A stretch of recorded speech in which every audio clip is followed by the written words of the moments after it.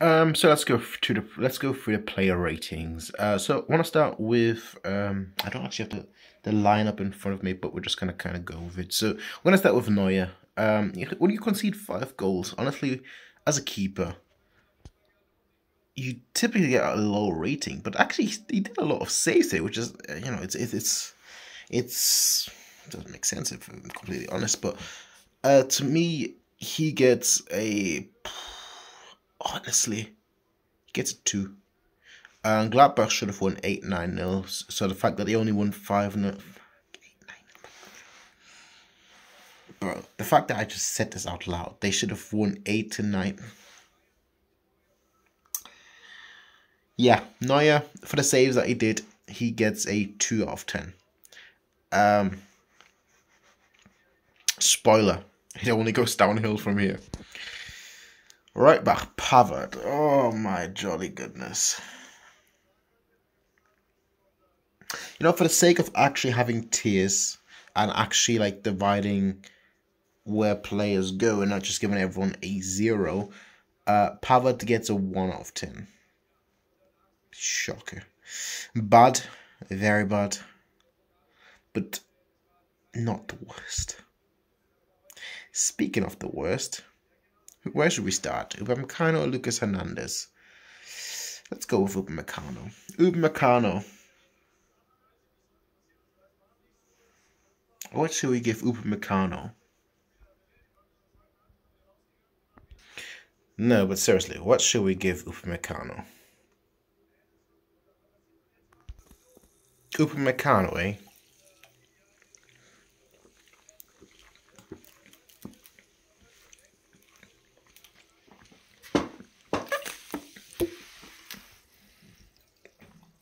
Yeah, that's the rating he gets. A flat 0. Speaking of zeros, it's the one that avoided prison today. Lucas Hernandez. What does Lucas Hernandez get of a scale from 0 to 10?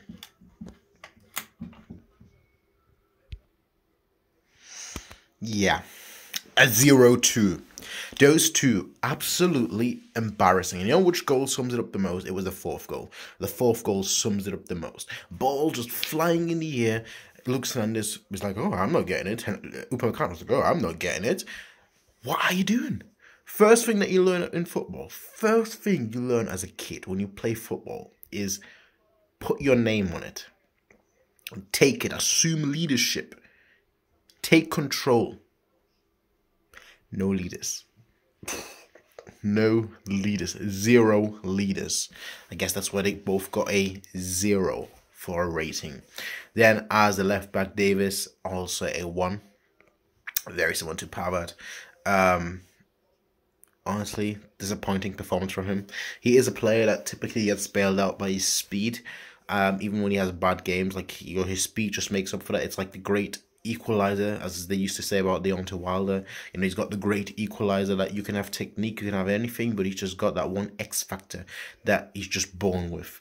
And even today, his speed didn't bail him out. Like he's had horrible performances in the past before, but it's a speed that kind of just like makes that performance from like a 0 out of 10 to like a 1 or 2 out of 10.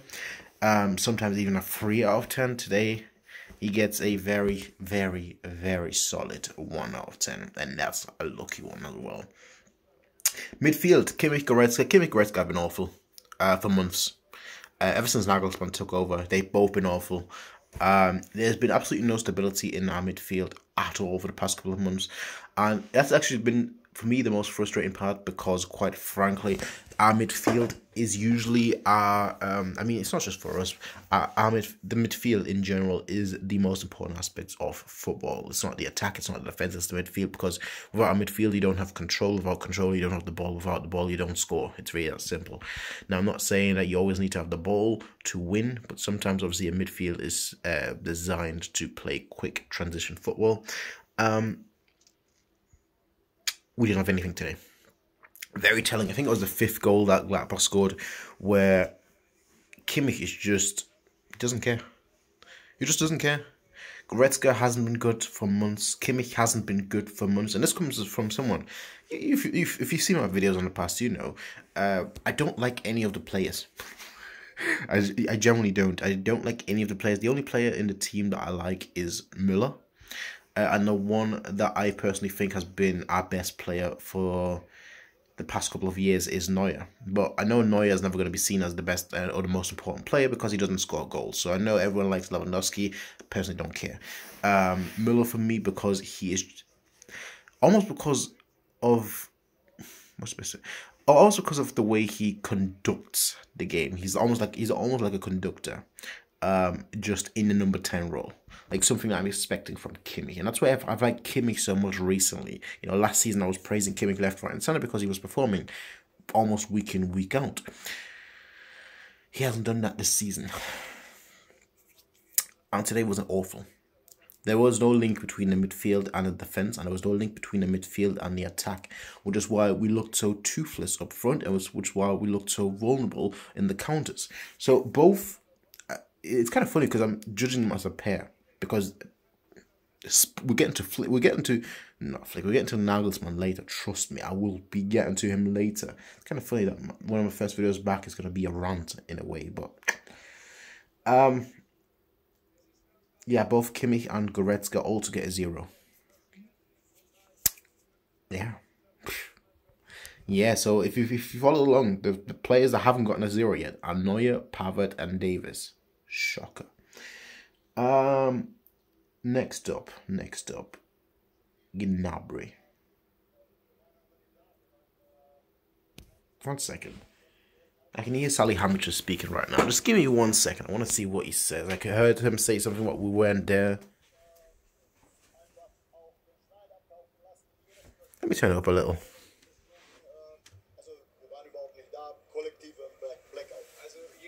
Sport gemacht hat, weiß, wie es sein kann und dass man das mal hat, nicht da zu sein. Trotzdem ist natürlich in einem K.O.-Spiel, in einem Pokalspiel nicht da zu sein, ist natürlich was ganz anderes als an einem 13. Bundesligaspieltag. Wie kann das passieren?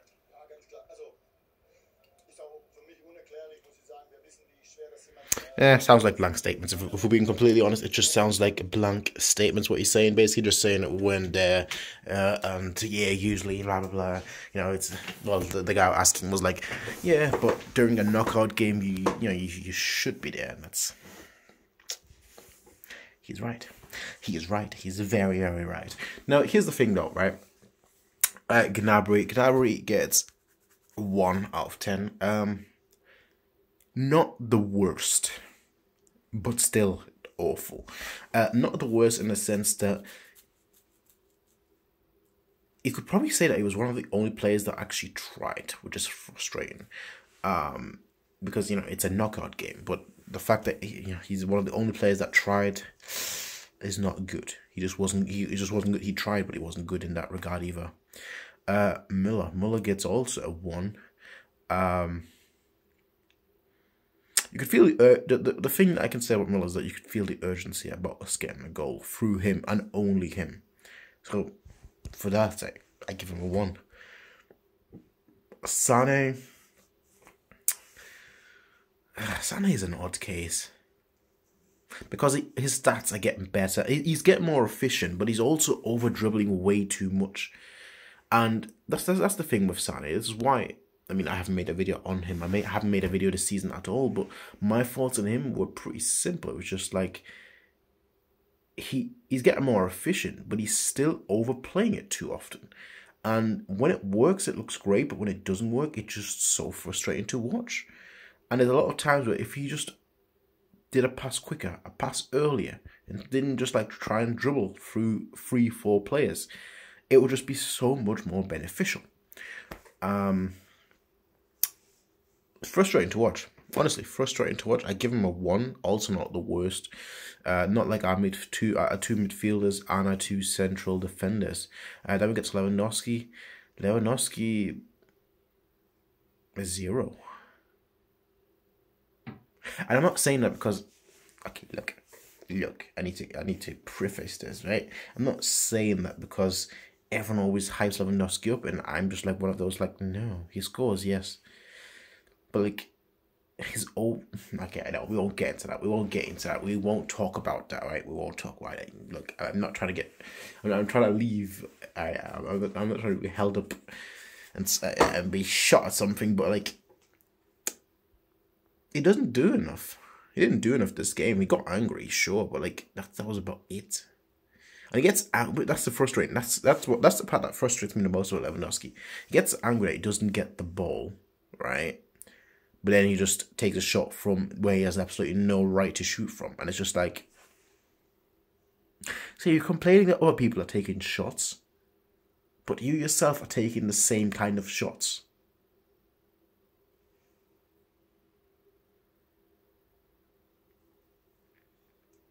Logic? So, yeah, that was really it though. Like, there wasn't really a moment where I thought, okay, he was doing good. It was just like, he's there. Yeah, he's a presence, but that's about it. I give him a 1 to be generous. Just because I'm generous. Just because I'm trying to make a point that, like, Kimmich, Goretzka, Upa, and Lucas were the worst, right? That's the only reason he's getting a 1. I'm charity right now. I'm giving him a point. Out of where I don't know, but I'm giving him a point, right? Who was substituted in? Coman, 1. Not terrible, but not good either.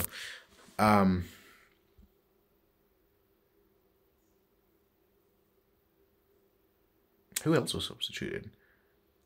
Stanisic.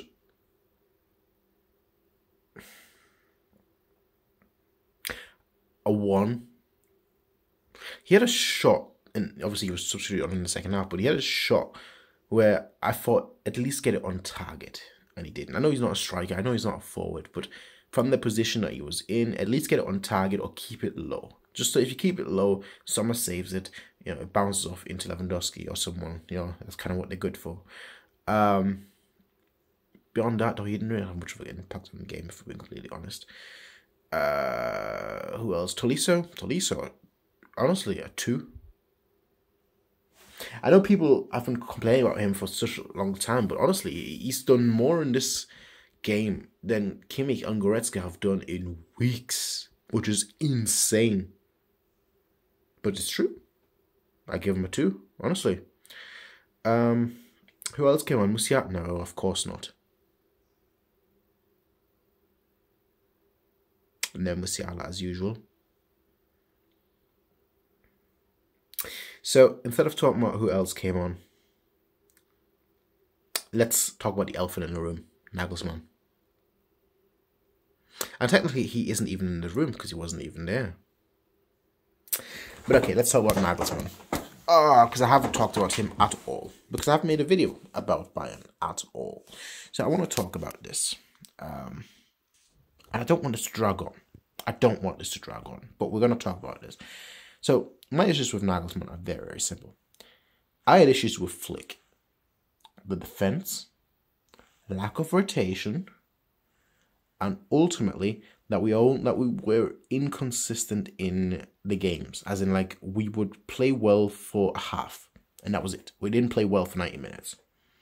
So those 3 things, defense, rotation, and not playing 90 minutes good football. Under Nagelsmann, we're not even playing well for a half. We're playing well for 10 to 20 minutes. There is no rotation. Absolutely zero rotation. You know how Pep, when he was at Bayern, he had 99 games where he didn't play the same lineup every single time. In a row, 99 games in a row. And then 100th game, I think it was 100th game where he actually played the same lineup that he played in the previous game, ruining the streak. But it was something stupid like that, right?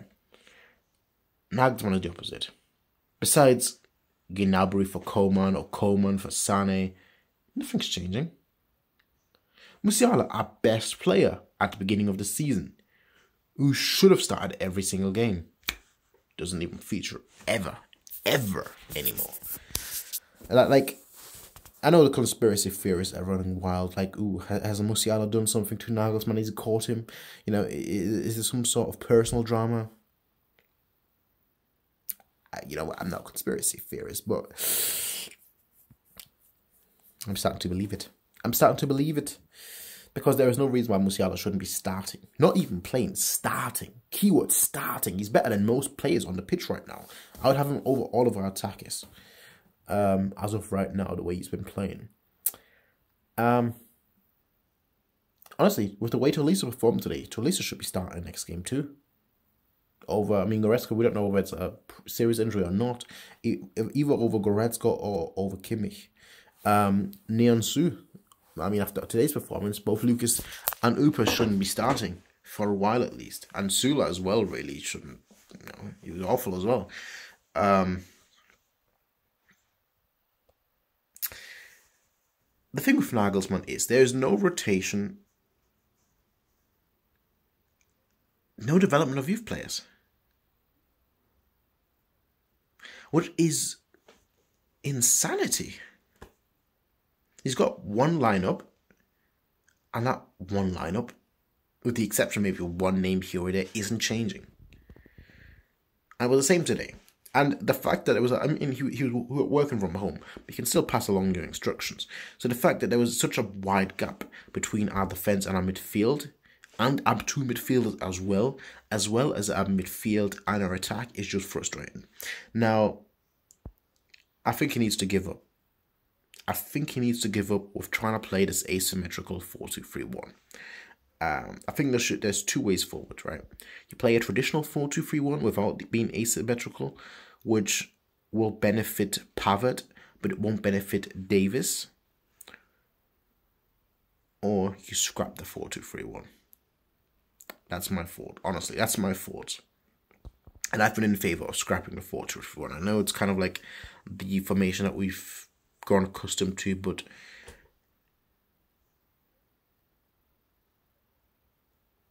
we're too high up. Our attackers are too high up, and it helps us with transitioning. It helps us transition the ball a lot quicker, but also we should. We kind of saw that with the introduction of Stanisic in the second half, change things up, as in. You know, right now we have it's kind of why it's been so strange. We have the 4-2-3-1 with Sané on the left wing. So we've got a left-footed winger on the left wing and a right-footed winger on the right wing. But we don't have inverted fullbacks. So what I would do is I would play inverted fullbacks.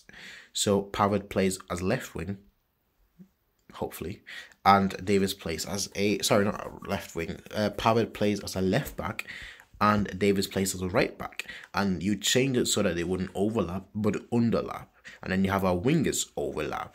You know, that's kind of what I would do. Sané, we see his crossing ability, and Coleman, his crossing ability would work very well as well. Now, of course, that would mean that Gnabry, because he's more of a second striker, or like a striker, like a forward type, rather than a pure winger, it would mean that he would be suffering, but both our other wingers would thrive. Regardless what I'm saying, Nagelsmann has been disappointing since he arrived. And I know I'm in the minority because people have been saying that it's the best Bayern of all time, and I've never understood that. Then again, I never understood why people were giving Flick so much praise, because it's the same scenario. You know, we played well for half. We played well for a half, and that was about it. So I could never get behind that. Here's the thing though. I hope Nagelsmann isn't I hope he's flexible enough that he's gonna actually change it up. But I almost fear that he's gonna no, this result, you know, he's gonna come into the news, he's gonna do his press conference, he's gonna regard it was so disappointing, individual players that need to work on themselves. But I actually hope he looks at the structure as well, because that's the annoying thing. Everyone has been hyping him up, so everyone has been hyping this Bayern team up. So I don't think he's gonna change anything up, but I think he really should be. And it's just, it feels like it's just me saying it that we've not been good. And it just feels like It's just me that's been thinking that. So he's not obviously going to change that because of one result. Or two results, I guess. Which is frustrating. Because I think we would thrive so much more if we change things up. But that's not going to happen. For me, he gets a 0. I know he wasn't on the pitch or whatnot, but he still gets a 0. For the season, he gets... Alright, for this game, he gets a 0. For the season as a whole, he gets a 4. Right? Let's give him a 5. Which kind of just means that I expect you to do this at minimum with the squad that we have compared to everyone else. But, like, you really should be doing better.